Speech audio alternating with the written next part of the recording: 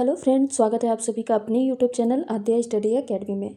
आज हम पढ़ रहे हैं मैराथन क्लास 8वीं, जहां पे हम एमपी फॉरेस्ट गार्ड और जेल प्रहरी के साइंस की कंप्लीट तैयारी कर रहे हैं। कंप्लीट तैयारी इन द सेंस कि हम यहां पे प्रीवियस ईयर क्वेश्चन को भी पढ़ रहे हैं, साथ ही एक्सपेक्टेड एमसीक्यू को भी पढ़ रहे हैं और साथ ही साथ आपकी थ्योरी क्लासेस भी कंप्लीट हो रही हैं। क्योंकि यहाँ पर सिर्फ हम प्रश्न नहीं पढ़ते, प्रश्न के साथ उसकी जो थ्योरी बनती है उसको भी पढ़ते हैं और आगे जाके और कौन से इंपॉर्टेंट प्रश्न बन सकते हैं उनको भी साथ ही साथ हम यहाँ पे पढ़ते चल रहे हैं।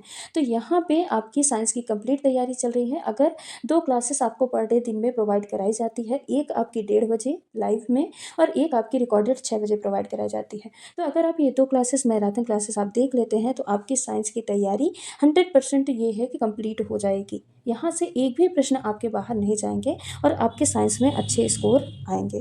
ठीक है, तो ये दोनों क्लासेस आप जरूर फॉलो करिएगा। एक प्लेलिस्ट बनाई है जहाँ पे सारी क्लासेस सीक्वेंस में डाली जा रही हैं, तो आप वहाँ से जाके भी सीक्वेंस वाइज अपना पूरा साइंस कंप्लीट कर सकते हैं। तो चलिए बिना टाइम वेस्ट किए स्टार्ट करते हैं आज की क्लास को और देखते हैं हमारा पहला प्रश्न क्या है। डिप्लोब्लास्टिक जानवरों में एक्टोडर्म और इंडोडर्म के बीच की परत को क्या कहा जाता है? मेसोडर्म, मेसोग्लिया या फिर अपरिष्कृत या फिर डिप्लोब्लास्टिक, क्या कहा जाता है बताइए। तो इस प्रश्न का करेक्ट आंसर क्या हो जाएगा? इस प्रश्न का करेक्ट आंसर हो जाएगा मीसोग्लिया। क्या हो जाएगा? मीसोग्लिया। डिप्लोब्लास्टिक जानवरों में एक्टोडर्म और इंडोडर्म के बीच की जो परत होती है उसको मीसोग्लिया कहा जाता है। क्योंकि जो डिप्लोब्लास्टिक जानवर होते हैं ना, उनमें 2 ही परत होती है। एक परत होती है एक्टोडर्म की, क्या होती है? एक्टोडर्म की परत होती है और दूसरी परत होती है इंडोडर्म की। 2 ही परत इनमें पाई जाती है, एक एक्टोडर्म की और दूसरी इंडोडर्म की। एक्टोडर्म जो होती है ये बाहरी परत होती है और इंडोडर्म में वही जो परत होती है वो कौन सी होती है? अंदर की परत होती है। और इन दोनों परत के बीच में एक जेली जैसा पदार्थ भरा रहता है, इसे ही क्या बोला जाता है? इसे ही मीसोग्लिया या मीसोग्लिया बोला जाता है।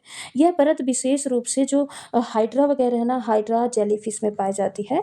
फॉर एग्जाम्पल ये किस में पाई जाती है? हाइड्रा में पाई जाती है और जेलीफिश जो होती है जेलीफिश में पाई जाती है। यानी जो निडेरिया वर्ग के जो जंतु हैं ना, उनमें ये पाई जाती है। अब आ जाते हैं मीजोडर्म पे। मीजोडर्म क्या होती है? एक्टोडर्म और मीजोडर्म। एक्टोडर्म और इंडोडर्म तो पढ़ लिए, मीजोडर्म क्या होती है? तो यह तीसरी परत होती है। जो ट्रिप्लोब्लास्टिक है जीव होते हैं ना, ट्रिप्लोब्लास्टिक मतलब जिनमें 3 परत हो, एक हो एक्टो और दूसरा हो मीजो और तीसरा क्या हो? इंडो, यानी जिनमें 3 परतें हो। तो जो दूसरी परत होती है, तीसरी परत होती है ट्रिप्लोब्लास्टिक जीवों की, उसको क्या बोलते हैं? मीजोडर्म बोलते हैं। ये बीच की परत होती है और ये ऐसे जानवरों में पाई जाती है, ऐसे जंतुओं में पाई जाती है जो कि ट्रिप्लोब्लास्ट हो। एग्जाम्पल के तौर पे क्या हो जाएंगे? मानव और केचुआ, ये सब क्या होते हैं? ये होते हैं ट्रिप्लोब्लास्ट होते हैं। इनमें तीनों परत पाई जाती है। ठीक है, बाकी अनडिफरेंशिएटेड मतलब क्या होता है? इसका मतलब है कि अविकसित। इसका मतलब क्या है? कि कोई चीज़ विकसित नहीं हुई है, विकसित नहीं हुई है, अविकसित है। यानी अलग अलग कार्य में विभाजन नहीं हुआ है। हर एक परत का एक अलग कार्य होता है। एक्टोडर्म एक अलग ऑर्गन बनाने का काम करती है, जो इंडोडर्म होती है ये अलग ऑर्गन बनाने का काम करती है, मीजोडर्म ये अलग ऑर्गन बनाने का काम करती है। और हर एक ऑर्गन का काम भी अलग अलग होता है, यानी विभाजित होता है। यहीं पे अनडिफरेंशिएटेड मतलब क्या है? कि विकसित नहीं है। विकसित मतलब कि इन द सेंस ये कह सकते हैं कि अभी ये अलग अलग कार्यों के लिए विभाजित नहीं हुई है। तो ये क्या कहलाता है? अनडिफरेंशिएटेड कहलाता है। डिप्लोब्लास्टिक हमने अभी पढ़ लिया कि जिनमें तीनों परत होती हैं, एक्टोडर्म, मीजोडर्म और इंडोडर्म, तो उनको क्या बोला जाता है? उनको बोला जाता है ट्रिप्लोब्लास्टिक। ठीक है, तो आई होप आपको ये सारी चीज़ें क्लियर हो गई होंगी। बाकी इस प्रश्न का करेक्ट आंसर क्या हो जाएगा? ऑप्शन नंबर बी हो जाएगा। अगला प्रश्न है, काइम में अग्नाशयी एमाइलेज द्वारा जल अपघटित क्या होता है? फैट होता है, पॉलीसैकेराइड होता है, न्यूक्लिक एसिड होता है या फिर कार्बोहाइड्रेट होता है? काइम में जो अग्नाशयी रस द्वारा, अग्नाशयी एमाइलेज के द्वारा जल अपघटन किसका होता है? तो किसका होता है? ऑप्शन नंबर डी यहाँ पे करेक्ट आंसर हो जाएगा। किसका होता है? कार्बोहाइड्रेट का होता है। अब कार्बोहाइड्रेट होता क्या है? तो ये सबसे ज़्यादा सर्वाधिक ऊर्जा देने वाला सोर्स होता है, यानी ऊर्जा का ये सर्वाधिक अच्छा, सबसे अच्छा स्रोत माना जाता है। शरीर में प्रति ग्राम, अगर 1 ग्राम कार्बोहाइड्रेट की बात करें तो 1 ग्राम कार्बोहाइड्रेट से 4.2 किलो कैलोरी हमको एनर्जी प्राप्त होती है। और दैनिक जीवन में हमको कितना? लगभग 350 से 500 ग्राम कार्बोहाइड्रेट कंज्यूम करने की ज़रूरत होती है। ठीक है, और कार्बोहाइड्रेट बना किसका होता है? तो कार्बोहाइड्रेट कार्बन का, हाइड्रोजन का और ऑक्सीजन का मिलकर बना होता है, जिसका रेशियो 1:2:1 होता है। यानी 1 भाग कार्बन, 2 भाग हाइड्रोजन और 1 भाग क्या होता है? ऑक्सीजन होता है। ठीक है, यही मिल मिलके क्या कहलाते हैं, कार्बोहाइड्रेट कहलाते हैं। और इनका काम क्या होता है, इनका काम है शरीर को एनर्जी देना। लगभग हमारे बॉडी की 55 से लेके 65% तक की ऊर्जा किससे पूर्ति होती है, कार्बोहाइड्रेट से पूर्ति होती है। ठीक है, तो ये हो गया कार्बोहाइड्रेट के बारे में। कार्बोहाइड्रेट डिवाइड भी होता है मोनोसैकेराइड, डाइसैकेराइड और पॉलीसैकेराइड में। तो ये पॉलीसैकेराइड क्या होता है, ये कार्बोहाइड्रेट का ही भाग है। मोनोसैकेराइड, डाइसैकेराइड और पॉलीसैकेराइड ये क्या है, कार्बोहाइड्रेट के ही भाग है। मोनो मतलब क्या है, देखिए नाम से ही क्लियर है। मोनो मतलब है कि एक कार्बन अणुओं से अगर बना है, अगर कोई कार्बोहाइड्रेट एक कार्बन अणु से बना है, एक या एक से अधिक कार्बन अणुओं से बना है, तो उसको क्या बोलेंगे, मोनोसैकेराइड। डाइसैकेराइड क्या होगा, जो दो मोनोसैकेराइड से जुड़ के बना हो। डाई मतलब क्या होगा, जो कि दो मोनोसैकेराइड से जुड़ के बना हो, तो वो हो जाएगा डाइसैकेराइड। वहीं पे पॉलीसैकेराइड क्या होता है, तो ऐसा सैकेराइड या ऐसी शर्करा जिसका निर्माण क्या हो, कई सारे मोनोसैकेराइड से मिलके बना हो या फिर कई सारे डाइसैकेराइड से मिलके बना हो। यानी इसमें बहुत सारे मोनोसैकेराइड मिलके बने होते हैं या बहुत सारे यहाँ पे डाइसैकेराइड मिले होते हैं, या मोनोसैकेराइड और डाइसैकेराइड आपस में मिल जाते हैं तो किसका निर्माण करते हैं, पॉलीसैकेराइड का निर्माण करते हैं। ये भोजन को संचित करने का काम करता है, भोजन को स्टोर करने का काम करता है कौन, पॉलीसैकेराइड। और जब जितने भी पॉलीसैकेराइड होते हैं ये कैसे होते हैं, स्वाद में फीके होते हैं। ये चीज़ें आप ध्यान रखिएगा और इनसे प्रश्न पूछे भी जाते हैं। फैट क्या होता है, तो फैट के बारे में अगर पढ़ें तो फैट क्या होता है, ये स्टोर्ड फॉर्म में होता है। कैसा होता है, संचित रूप में होता है। और ये जब भी ज़रूरत पड़ती है, जब भी कार्बोहाइड्रेट की कमी हो जाती है, फिर फैट बर्न होता है और उससे ही हमको एनर्जी मिलती है। लगभग 1 ग्राम फैट से हमको 9.2 किलो कैलोरी एनर्जी प्राप्त होती है। दैनिक आवश्यकता कितनी होती है, लगभग 1 से लेकर 70 ग्राम तक हमको पर डे फैट का कंजम्पशन करना चाहिए। और ये क्या होता है, वसी अम्ल का पॉलीमर होता है, वसी अम्ल का बहुलक होता है। वसी अम्ल मतलब फैटी एसिड का ये क्या होता है, बहुलक होता है। ठीक है, जो कि वसीय अम्ल एवं ग्लिसरॉल दो चीज़ों से मिलके बना होता है, यानी फैटी एसिड से और ग्लिसरॉल से मिलके बना होता है। किससे मिलके बना होता है, फैटी एसिड और ग्लिसरॉल से मिलके बना होता है। ठीक है, और ये हमारे शरीर में वसा लिपिड के रूप में स्टोर होता है। जो फैट होता है हमारी बॉडी में लिपिड के रूप में स्टोर होता है। और लिपिड भी दो प्रकार का होता है, एक होता है HDL यानी हाई डेंसिटी वाला लिपिड, एक होता है LDL जिसको लो डेंसिटी वाला लिपिड बोलते हैं। जो HDL होता है ना, ये हमारे बॉडी के लिए क्या होता है, बेनिफिशियल होता है, लाभकारी होता है। कौन सा, HDL यानी हाई घनत्व, उच्च घनत्व वाला लिपिड। ये कैसा होता है, हमारी बॉडी के लिए लाभकारी होता है। इसके कारण जो नसों में ब्लॉकेज होता है ना, वो बहुत कम होता है। अब ये नहीं बोलते कि बिल्कुल नहीं बनते हैं, पर ना के बराबर बनते हैं। ये रूम टेम्परेचर पे भी लिक्विड फॉर्म में पाया जाता है, ये चीज़ आप ध्यान रखिएगा। जो भी आपका फैट रूम टेम्परेचर पे लिक्विड फॉर्म में पाया जाएगा वो क्या होगा, वो हमारी बॉडी के लिए लाभकारी होगा। जबकि जो LDL होता है ये हमारे बॉडी के लिए बहुत ज़्यादा हार्म करता है, बहुत ज़्यादा हार्मफुल होता है। जो नसों में ब्लॉकेज होता है ना, किसकी वजह से होता है, LDL की वजह से ही होता है। ठीक है, तो इससे क्या होते हैं, नसों में ब्लॉकेज होती हैं, वाहिनियों में अवरोध होता है और हार्ट अटैक जैसी प्रॉब्लम देखने को मिलती है। तो फैट क्या होता है, स्टोर्ड रूप में एनर्जी देता है और ये लिपिड रूप में स्टोर रहता है। और दो प्रकार का होता है, HDL और LDL। दोनों के बारे में यहाँ पे हमने डिटेल में डिस्कस कर लिया। ठीक है, बाकी इस प्रश्न का करेक्ट आंसर क्या हो जाएगा, ऑप्शन नंबर डी, कार्बोहाइड्रेट हो जाएगा। अगला प्रश्न है, सहस्राब्दी पारिस्थितिकी मूल्यांकन शब्द किसके द्वारा प्रयोग किया गया, यूएनओ, संयुक्त राष्ट्र संघ द्वारा, इंडिया द्वारा, चाइना द्वारा या फिर USA द्वारा। तो सहस्राब्दी पारिस्थितिकी मूल्यांकन शब्द ये यूएनओ द्वारा यानी संयुक्त राष्ट्र संघ के द्वारा प्रयोग किया गया। तो यहाँ पे ऑप्शन नंबर ए क्या हो जाएगा, करेक्ट आंसर हो जाएगा। अगला प्रश्न है, जल आधारित बायोम क्या कहलाते हैं, हाइड्रोबायोम्स, हाइड्राबायोम्स, एक्वेटिक बायोम्स या फिर टेरेस्ट्रियल बायोम्स। यानी हाइड्रोबायोम्स, हाइड्राबायोम, जलीय बायोम या फिर स्थलीय बायोम क्या कहलाते हैं। तो सबसे पहले आपको ये पता होना चाहिए बायोम क्या होता है। तो पृथ्वी का बहुत बड़ा पारिस्थितिक जो क्षेत्र होता है, इकोलॉजिकल रीजन होता है, ध्यान रखिएगा क्या, इकोलॉजिकल रीजन। ठीक, तो पृथ्वी का बहुत बड़ा इकोलॉजिकल रीजन होता है जहाँ पे जलवायु, मिट्टी, वनस्पति, जीव जंतु सभी लगभग समान प्रकार के होते हैं। एग्जाम्पल के तौर पे जंगल, रेगिस्तान, घास की भूमि, समुद्र ये सब होते हैं और इन्हीं सभी को मिला के क्या बोला जाता है, इन्हीं सभी को मिला के बायोम कहा जाता है। यानी पृथ्वी पे बहुत बड़ा इकोलॉजिकल रीजन होता है जहाँ पे जंगल भी होता है, जहाँ पे रेगिस्तान भी आपका होता है। ठीक है, क्या होगा, जंगल भी है, रेगिस्तान भी है, जलवायु भी है। तो इन सभी के समूह को क्या बोला जाता है, बायोम बोला जाता है। अब बायोम यहाँ पे क्या पूछा है, जल आधारित बायोम, यानी ये क्या कहलाएगा, जलीय बायोम या एक्वेटिक बायोम कहलाता है। ठीक है, अब यहाँ पे एक्वेटिक बायोम शब्द आया तो एक्वेटिक बायोम होता क्या है, जलीय बायोम क्या होता है, तो वो बायोम जो पानी में पाए जाते हैं, ऐसे बायोम जो पानी में पाए जाते हैं क्या कहलाते हैं, एक्वेटिक बायोम पाए जाते हैं, एक्वेटिक बायोम कहलाते हैं। फॉर एग्जाम्पल के तौर पे समुद्र, झील है, ये सब क्या है, एक्वेटिक बायोम के अंतर्गत आते हैं। नदी और तालाब, ये सब किस में आएंगे, एक्वेटिक बायोम में आएंगे।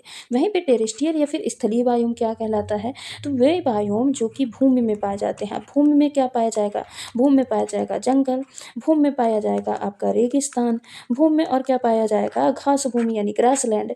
तो ये सब किस में आएंगे, टेरेस्ट्रियल बायोम में आएंगे। यहाँ पे जल आधारित पूछा था, इसीलिए ऑप्शन नंबर सी क्या हो जाएगा, करेक्ट आंसर हो जाएगा। अगला प्रश्न है, विटिलिगो से जुड़े ऑटो इम्यून रोग हैं, थायराइडिस या डायबिटीज मेलाइटस, सोराइसिस या all of the given option, यानी दिए गए सभी विकल्प, कौन सा इस प्रश्न का करेक्ट आंसर हो जाएगा। ठीक है, तो चलिए पहले एक एक ऑप्शन को पढ़ते हैं, नहीं पहले देखते हैं विटिलिगो क्या होता है। तो विटिलिगो क्या होता है, ये एक प्रकार का ऑटो इम्यून स्किन संबंधी रोग है। कैसा है, त्वचा संबंधी ये एक प्रकार का रोग है जिसमें जो प्रतिरक्षा प्रणाली है वो कमजोर हो जाती है, इम्यून सिस्टम क्या हो जाता है, वीक हो जाता है, प्रभावित होता है। ठीक है, इम्यून जो सिस्टम होता है ये प्रभावित होता है। तो जब इम्यून सिस्टम प्रभावित होगा तो इसमें क्या है, एक पिगमेंट बनता है जिसको बोलते हैं मेलानोसाइट पिगमेंट। ये मेलानोसाइट पिगमेंट ही अच्छे से नहीं बनता है, त्वचा पे हमला करता है, जिससे त्वचा पे, स्किन पे वाइट कलर के स्पॉट पड़ जाते हैं। इसी को ही क्या बोलते हैं, विटिलिगो बोलते हैं। इसमें क्या हो जाता है, स्किन पे वाइट स्पॉट पड़ जाता है, वाइट कलर के धब्बे पड़ जाते हैं, जिसको क्या बोला जाता है, विटिलिगो बोला जाता है। अब देखिए, जो थायराइडिस होता है ये क्या है, थायराइड ग्रंथि से संबंधित एक रोग है। इसमें थायराइड ग्रंथि में सूजन आ जाता है, ये भी एक प्रकार का ऑटो इम्यून रोग है। और विटिलिगो वाले जो रोगी होते हैं ना, उनमें अक्सर ये रोग पाया जाता है। जो थायराइडिस रोग है ये विटिलिगो के जो रोगी होते हैं उनमें देखने को मिलता है। दूसरा है क्या, मधुमेह मेलेटस। मधुमेह मेलेटस क्या होता है, ये एक प्रकार का इंसुलिन संबंधी रोग है, यानी इंसुलिन हार्मोन के इम्बैलेंस से होने वाला एक ऑटो इम्यून रोग है। और कई बार जो विटिलिगो के रोगी होते हैं ना, उनमें भी ये देखने को मिलता है। और एक है सोरासिस। सोरासिस क्या होता है, ये भी एक प्रकार का ऑटो इम्यून डिसीज है। इसमें त्वचा पे लाल पपड़ीदार धब्बे पड़ जाते हैं, लाल कलर के धब्बे पड़ेंगे। और कैसे होंगे वो, पपड़ीदार धब्बे पड़ जाते हैं। ये भी विटिलिगो के साथ साथ आता है, इसीलिए यहाँ पे ऑप्शन नंबर डी क्या हो जाएगा, करेक्ट आंसर हो जाएगा। ठीक, अगला प्रश्न है, प्रकाश संश्लेषण के लिए सभी हरे पौधों द्वारा अवशोषित विकिरण का प्रतिशत लगभग कितना होता है, 1%, 5%, 8% या फिर 10%। तो प्रकाश संश्लेषण के लिए सभी हरे पौधों द्वारा अवशोषित सौर विकिरण का जो प्रतिशत होता है लगभग कितना होता है, 1% होता है। तो इस प्रश्न का करेक्ट आंसर क्या हो जाएगा, ऑप्शन नंबर ए हो जाएगा। अगला प्रश्न है, जब किसी क्षार में लाल लिटमस पेपर मिलाया जाता है तो यह रंग बदल देता है, काला, सफ़ेद, नीला या फिर बैंगनी। ठीक है, ये पूछा है कि क्षार लिटमस पेपर को किस रंग में बदल देता है। तो हमने ट्रिक इसकी पढ़ी थी, कौन सी पढ़ी थी, छलन। क्या पढ़ी थी, हमने पढ़ा था छलन। छलन मतलब क्या होता है कि जो क्षार है वो क्या करता है, लाल लिटमस को किस में बदल देता है, नीले में बदल देता है। और यही तो यहाँ पे पूछा है कि क्षार लाल लिटमस पेपर को किस रंग में बदल देता है, तो किस में बदलता है, नीले में। वहीं पे अम्ल पूछा होता तो अम्ल के लिए हमने क्या ट्रिक पढ़ी थी, अनिल। अनिल मतलब क्या है कि आ से अम्ल, अम्ल नी से मतलब है कि नीले लिटमस को किस रंग में बदल देता है, ला से लाल रंग में बदल देता है। तो छलन क्षार के लिए, अनिल किसके है, अम्ल के लिए। यहाँ पे करेक्ट आंसर क्या हो जाएगा, option number C correct answer हो जाएगा। अगला प्रश्न है, ठोस कोण की इकाई क्या है, डिग्री, स्टेरेडियन, रेडियन या फिर फैराडे। बताइए ठोस कोण की इकाई क्या होती है। ठोस कोण मतलब क्या है, इसको घन कोण भी बोला जाता है। क्या बोला जाता है, घन कोण भी बोला जाता है। तो घन कोण की इकाई क्या होती है, स्टेरेडियन होती है। वहीं पे अगर समतल कोण की बात की जाए तो समतल कोण की इकाई क्या होती है, रेडियन होती है। क्या होती है, रेडियन समतल कोण की इकाई होती है। तो रेडियन समतल कोण और स्टेरेडियन किसकी होती है, स्टेरेडियन होती है घन कोण या फिर ठोस कोण की इकाई। तो इस प्रश्न का करेक्ट आंसर क्या हो जाएगा, ऑप्शन नंबर बी हो जाएगा। अगला प्रश्न है, एपीफाइट्स फर्न जैसे अन्य पौधों की सतह पर रहते हैं और सहारे के लिए और धूप और नमी प्राप्त करने के लिए पेड़ों की सतह का उपयोग करते हैं।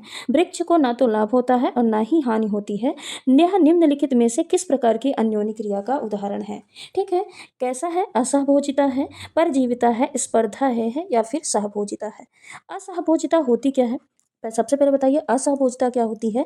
तो इसमें दो जीव जब रहते हैं तो एक जीव को नुकसान होता है, माइनस किसको बता रहा है, माइनस बता रहा है हार्म को, यानी एक जीव को नुकसान होता है और दूसरे जीव पे कोई प्रभाव नहीं पड़ता। जीरो किसको बता रहा है कि कोई भी प्रभाव नहीं पड़ता। तो जब दो जीव एक साथ रहते हैं तो एक जीव को नुकसान होता है और दूसरे जीव पर कोई प्रभाव नहीं पड़ता, इसको बोलते हैं असहभोजिता। क्या बोलते हैं, असहभोजिता। यहाँ पे एग्जाम्पल क्या हो जाएगा, पेनिसिलियम। क्या हो जाएगा, यहाँ पे एग्जाम्पल हो जाएगा पेनिसिलियम। ये असहभोजिता का एग्जाम्पल हो जाता है। यहाँ पे फंगस बैक्टीरिया को नष्ट करता है लेकिन फंगस पे कोई असर नहीं पड़ता। फंगस जो होता है, फंगस सुरक्षित रहता है, उस पर कोई असर नहीं पड़ता और बैक्टीरिया नष्ट हो जाती है। यह असहभोजिता का एग्जाम्पल हो जाएगा। परजीविता मतलब क्या होता है, पैरासाइट होता है, जहाँ पे एक को पूरा नुकसान, एक को लाभ होता है और दूसरे को नुकसान होता है। पॉजिटिव मतलब क्या दिखा रहा है, लाभ को दिखा रहा है कि एक को लाभ हो रहा है और दूसरों को नेगेटिव यानी नुकसान हो रहा, हार्म हो रहा। तो ये क्या कहलाता है, परजीविता कहलाता है। स्पर्धा क्या होता है, कंपटीशन। जब दो जीव एक ही संसाधन का यूज करते हैं यानी एक ही भोजन का यूज करते हैं तो आपस में जो वो प्रतिस्पर्धा करते हैं, दोनों को नुकसान हो सकता है या तो दोनों को फायदा हो सकता है। तो इसको क्या बोलते हैं, इसको कंपटीशन या प्रतिस्पर्धा बोला जाता है। वहीं पे सहभोजिता क्या होता है, सहभोजिता वो होता है जहाँ पे जो दो जीव रहते हैं ना, तो एक को लाभ हो और दूसरे पे कोई प्रभाव ना पड़े। एक को क्या हो, लाभ हो और दूसरे पे कोई प्रभाव ना पड़े, ना ही उसको लाभ हो ना ही उसको हानि हो, तो क्या कहलाता है, सहभोजिता कहलाता है। फॉर एग्जाम्पल पे यहाँ पे क्या आ जाएंगे, एफीफाइट्स आ जाएंगे। क्या आएंगे, एफीफाइट्स इसके एग्जाम्पल हो जाएंगे। तो ऑप्शन नंबर डी इस प्रश्न का करेक्ट आंसर हो जाएगा। अगला प्रश्न है, ओम का नियम कहलाता है विद्युत धारा दो बिंदुओं पर वोल्टेज के व्युत्क्रमानुपाती होती है। विद्युत धारा दो बिंदुओं पर वोल्टेज के समानुपाती होती है। विद्युत धारा दो बिंदुओं पर वोल्टेज के बीच में कोई भी संबंध नहीं होता है। विद्युत धारा दो बिंदुओं पर वोल्टेज के अनुक्रमानुपाती होती है। यहाँ पे ओम के नियम के बारे में पूछा है। ओम का नियम क्या कहता है, तो ओम का नियम ये कहता है कि चालक का तापमान और जो उनकी भौतिक अवस्थाएं हैं वो अगर फिक्स है, अगर वो स्थिर हैं, तो जो चालक में बहने वाली धारा होती है आई, वो विभवांतर यानी वोल्टेज के क्या होती है, समानुपाती या अनुक्रमानुपाती होती है। तो यहाँ पे ऑप्शन नंबर डी क्या हो जाएगा, करेक्ट आंसर हो जाएगा। फॉर्मूला क्या होता है ओम के नियम का, V बराबर IR होता है। यहाँ पे जो धारा होती है वो वोल्टेज के अनुक्रमानुपाती होती है। तो ऑप्शन नंबर डी क्या हो जाएगा, करेक्ट आंसर। V क्या होता है, ये वोल्टेज होता है। V क्या है, वोल्टेज है। I क्या है, I धारा है। और R यहाँ पे क्या है, R प्रतिरोध के बारे में बताता है। तो R क्या है, यहाँ पे प्रतिरोध है। निम्नलिखित में से कौन सा एक संक्रामक रोग है, खसरा, स्कर्वी, अस्थमा या फिर मधुमेह। संक्रामक रोग कौन सा है, संक्रामक रोग क्या होते हैं, ऐसे रोग जो एक व्यक्ति से दूसरे व्यक्ति में फैलते हैं, ये क्या कहलाते हैं, संक्रामक रोग कहलाते हैं। अब संक्रामक रोग में एग्जाम्पल क्या हो जाएगा, इसमें जैसे डेंगू है संक्रामक रोग में आ जाएगा, टीबी है, टीबी भी आपका संक्रामक रोग में आ जाएगा, कोविड-19, यानी जो भी जो रोग हैं वो वायरस, बैक्टीरिया, फंगस के कारण फैलते हैं, परजीवियों के कारण फैलते हैं, वो क्या कहलाते हैं, संक्रामक रोग कहलाते हैं। ये किसके कारण फैलते हैं, वायरस के कारण फैलते हैं और बैक्टीरिया के कारण फैलते हैं। उसके अलावा फंगस यानी जो भी परजीवी के कारण फैलेंगे वो सब क्या कहलाएंगे, संक्रामक रोग कहलाते हैं।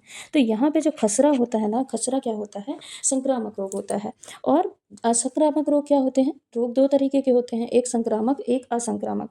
तो जो असंक्रामक रोग होता है वो क्या होता है, जो एक व्यक्ति से दूसरे व्यक्ति में न फैले, यानी जो जीवन शैली के कारण होता है, लाइफ स्टाइल के कारण अगर कोई रोग होता है, यानी जैसे धूल में रह रहे हैं, कहीं पोल्यूशन वाले एरिया में रह रहे हैं तो उसके कारण जो रोग होता है, या फिर जो कोई जेनेटिक रोग होता है, वो सब किस में आते हैं, असंक्रामक रोग में आते हैं। या फिर अगर पोषण के कारण भी कोई रोग होता है तो वो किस में आएगा, असंक्रामक रोग में। जैसे डायबिटीज है, स्कर्वी है, मधुमेह है, ये सब किस में आ जाता है, असंक्रामक रोग में। यहाँ पे देखिए जो स्कर्वी होता है ना, ये विटामिन सी की कमी से होता है, ठीक है। तो विटामिन सी यानी ये पोषण के कारण रोग हो रहा है, तो ये सब किस में आएगा, असंक्रामक रोग में आएगा। यहाँ पे संक्रामक रोग पूछा है तो संक्रामक रोग क्या हो जाएगा, option number first correct answer इस प्रश्न का हो जाएगा। तो ये रहे आज के हमारे कुछ महत्वपूर्ण प्रश्न जिनको हमने डिटेल में यहाँ पे पढ़ा है। हर एक प्रश्न आपके एग्जाम ओरिएंटेड है, प्रीवियस ईयर क्वेश्चन है, आपके फॉरेस्ट गार्ड और जेल प्रहरी एग्जाम के ही। हर एक प्रश्न आपके एग्जाम के लिए बहुत ज़्यादा इंपॉर्टेंट है, तो ये मैराथन क्लास आप जरूर देखिएगा, शुरू से लेकर लास्ट तक देखिएगा। हर एक कॉन्सेप्ट आपका इसी क्लास में क्लियर हो जाएगा। तो चलिए आज की क्लास को यहीं पर समाप्त करते हैं, मिलते हैं अगली क्लास में कुछ और महत्वपूर्ण प्रश्नों के साथ। चैनल पर नए हैं तो चैनल को सब्सक्राइब कर लीजिएगा, वीडियो को लाइक कर दीजिएगा और नई वीडियो का नोटिफिकेशन पाने के लिए बेल आइकन को जरूर प्रेस करिएगा। धन्यवाद।